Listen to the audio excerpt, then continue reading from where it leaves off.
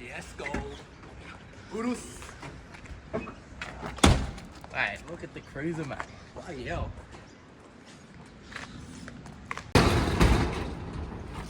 Alright guys, so we have finally done it. Now we just have to put the last final touch on, which is the front number plate. And then we're going to be taking it for a spin. Let's go. Oh fuck. We're on, boys. We're fucking on. Oh. Coming from the Merc to this is so different. Hey, let's give it a rip. Let's give it a rip. Bloody legends, mate. We're all checking out the cruiser. They're all checking out the cruiser. Let's go get her a wash, eh?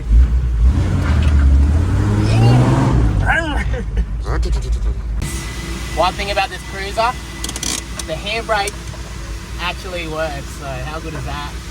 Right now we're just at the car wash. We're giving it a bit of a clean because when it was sitting in the garage, there was a bit of... Yeah, what have we got on the front, eh? You know, someone left a bit of treasure on the bonnet. Mate, so left some treasure for the next person. So we're going to be giving a wash, and well, then we're going to be going Supercheap Auto, and then Jude is going to be driving the car and learning how to do hill starts. Anyways, I have no idea what that means. Anyways, we're going to get it up. We've got the battery fully charged. I don't think there's much to it now. Now we can just, you know, drive around and Cruise. The cruiser. First thoughts on the cruiser, mate? Mate, she's cruising.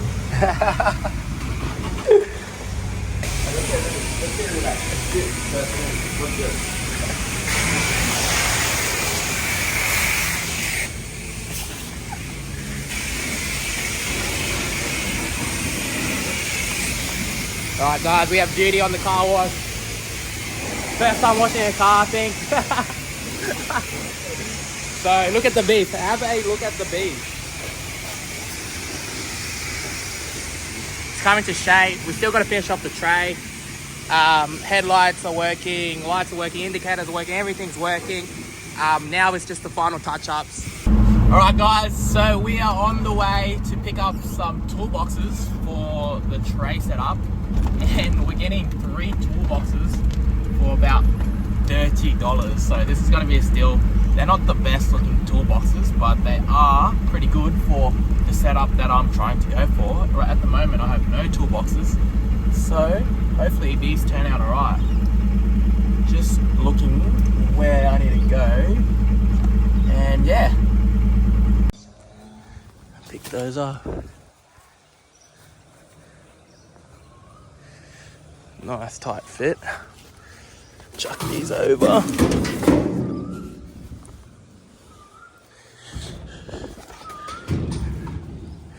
Let's go. Alright guys, we're here in Bunnings and we are getting some new locks for the dog cage and also the new toolboxes that we just got. So instead of replacing the whole handle like this, because obviously it didn't come with keys, what I'm gonna do is replace it, just the lock bit. So hopefully this works. I haven't done this before, but we're just going to try replace the lock, and hopefully if that works then we'll sweet to go. And on the other side we don't have this, so this is going to be on the dog cage. Currently we can't lock the dog cage, but at the moment I don't really see a reason why I would need to, so hopefully we won't have to in the future. But yeah, let's see if this works. Alright guys, so we have just made it back from Bunnings and we have got the goods. So we got the key lock there, and we'll start by doing the black one. I'm not going to work on the 2 longer ones for now. I'm going to let that wait a bit because I'm not too sure where I actually wanted to do it. And I actually only wanted to buy the black one, but the guy said he wanted to sell them all. And I said, all right, for 30 bucks, I'll take them all. And he was like, yeah, whatever. He just wanted to get rid of them. So that's the power of marketplace. Now, what I also got was the lock there and the key, and I also got a bit of rubber. So this bit of rubber, I'll actually put underneath the toolbox before I screw it down, just so it stops with it helps with the vibrations, and also for the waterproofing, because I'm going to silicone all the holes in this because I do not want water getting into my toolbox, because I'm actually going to be putting things in there that can't be touched by water. So what we're going to do is, you can see this is where the lock is, and we just have to unloosen that. Once that loosens up, you can see up the top here, it will actually start coming undone. So we'll loosen that up a bit, and we can get that whole bit out. And then what we'll do is we'll replace it with the new one. So that's how easy it is to replace these keys, instead of replacing this whole bit where you have to pot rivet. And yeah, these are like $50 each. So yeah, don't go that route. It's much easier just to go down this route. I mean, have a look at this, so much more easier. And once that's all the way done, it should just pop off. So loosen.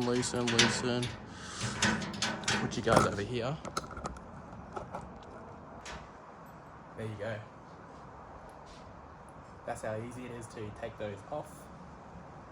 And now what we'll do is we'll put that back on. We'll leave that there.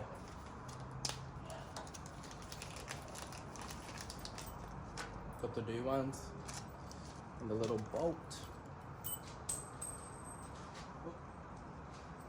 Just like that.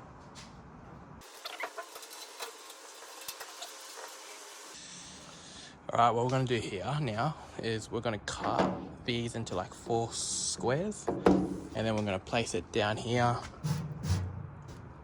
and then we're just going to, and hopefully this fits in straight in here, and it's going to look a bit more nicer once I paint it black. And yeah, this shouldn't be too hard to get it back to a good looking condition.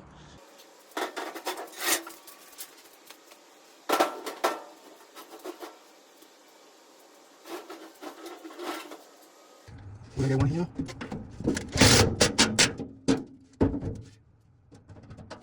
Looks like maybe one here.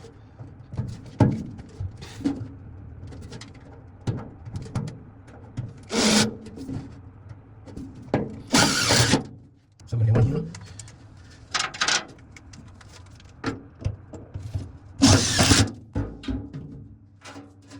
And that's just gonna hold it in for place for now. Until I repaint this and get this where I want it to be. So this is just going to be a restoration, but yeah. Alright, so that's just going to be temporary. And I'll probably actually put it on the driver's side now that I think of it. And we're going to paint that all black, and we're probably also going to paint the other toolboxes black.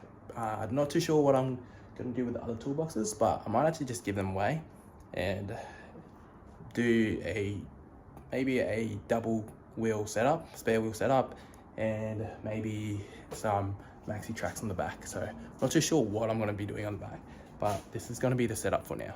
Today we're going to be putting on some accessories. We got the armrests here, and we got that sent by the 70 series store, so shout out to them. And what else we're going to be finishing is I'm actually going to get started on fixing the fuel filter switch. Right now it is not working, so we're going to be doing a bit of a bits and pieces sort of video today, because we have some accessories, we've got some little fixes, we even have a radio that came in. So we're going to be doing all these little fixes in this episode. So make sure, if you want to keep seeing the build, make sure to subscribe right now, and let's get into it.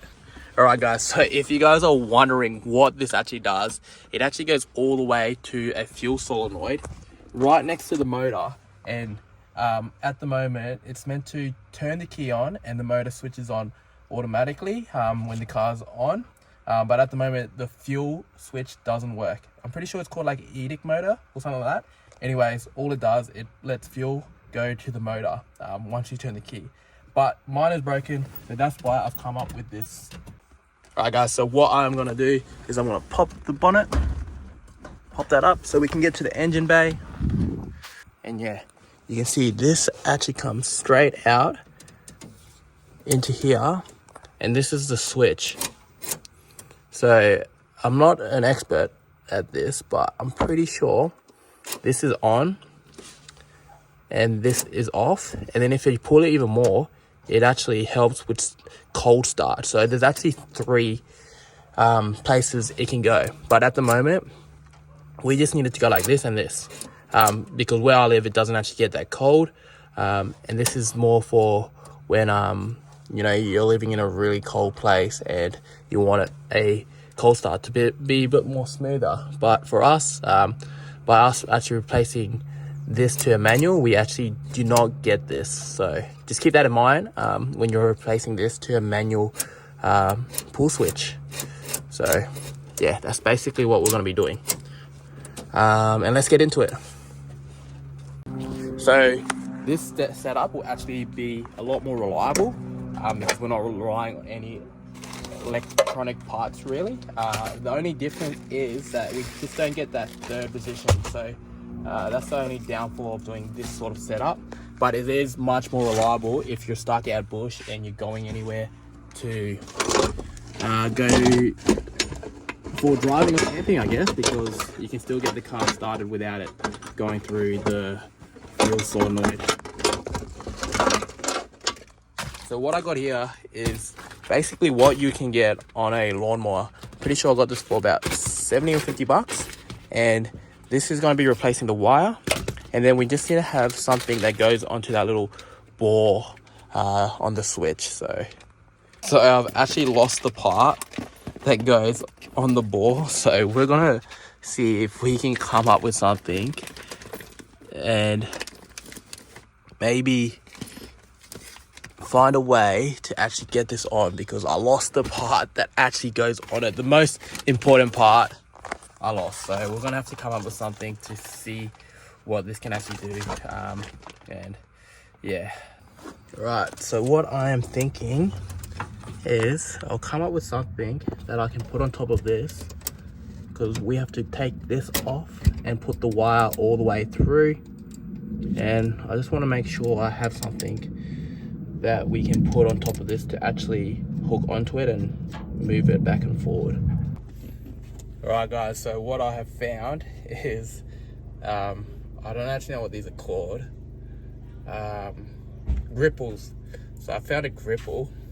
I was just playing around with it just to see if it would actually go through, and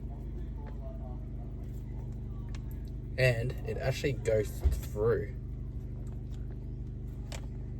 So what I'm thinking is, oh, I might be able to get away with this one.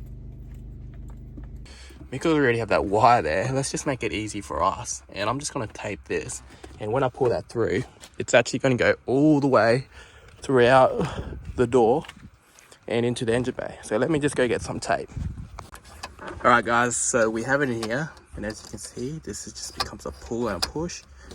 I just don't know how people tighten this, because it's pretty hard to get my hands behind this. So we'll just let that sit in there for now and see how we go. Okay, for the fun part. Now, what we have to do is measure this up, get this in a nice formatted way to actually get it all the way there. Alright guys, so the first one didn't work. So I had originally the wire coming through here and then hopping on just like that, like how I have it on the manual wire, but that didn't work because I realized that this switch here, this turns it off and this is on. I should have known that. I just wasn't thinking. So what we're going to do instead is we're going to run the wire through here. You see that black wire coming through, pops out here. We're going to add the mount here, and then what we're going to do is we're going to put the old rod on and connect it up and try to get it sort of like that. See if that will work. Hopefully that will work. If you're wondering where I got this from, it's literally just the old one, the original fitted one, and it goes on like that. So I just ripped that off and we're going to try to use this. And what I'm going to do is I've turned this around. So instead of facing like the bore bit, I've turned it completely around and I'm going to draw a hole straight through it. And why I'm doing that is so I can hook it into the wire so we can try use it. Right, so that's what I'm going to do.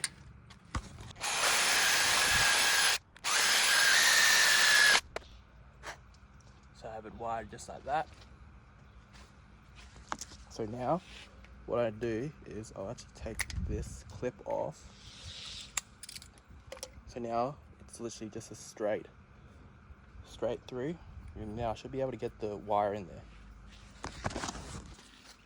So the plan is have this hooked on like that. Get that through. Have that hooked on. Put it there. And then this should hold the mount there. I don't know if this will work, but we're gonna give it a crack. Alright guys, so this is the setup. We have the cord wrapping around there. Got the old hose there. Tied it down here to screws straight there. Right now it's on position. As you can see, it's on at the moment. So what we're gonna do is we're gonna turn the car on. Hopefully this works. I've never done one of these before. I've only watched a few YouTube videos and asked around on some Facebook groups, and the first setup didn't work. So now we're gonna try the second setup and let's see if this works. So moment of truth. We're in the car here. You can see that it's on position. Keys in. Let it start to pre-warm, and then we'll turn the key. All right, so it's running. So we'll let it run because we need to see if it turns off. So what this should do is when I pull this, it should turn the motor off. So I'm actually gonna put you guys in the car so you can see what it does.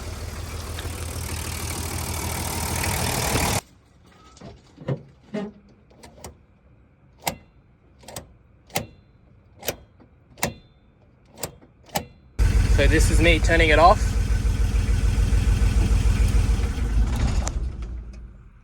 And yeah, big shout out to Eddie from the Sending series. All right guys, so the car's up and running. What we're gonna do now is give it a test drive, and we're also gonna go to Supercheap Auto to get some coolant, because I just looked at the coolant and it looks like it's a bit foggy. So we're gonna get some brand new coolant. We're gonna do a coolant flush, do a little bit of a service on it, and yeah, see if this fuel manual switch works. So let's give it a crack. That's it.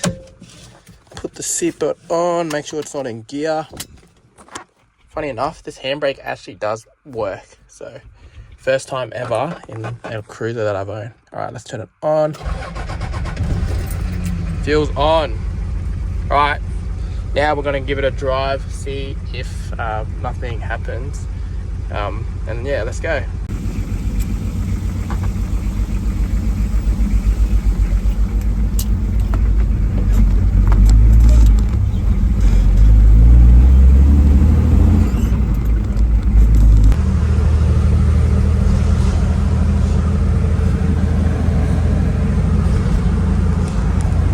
Working pretty well.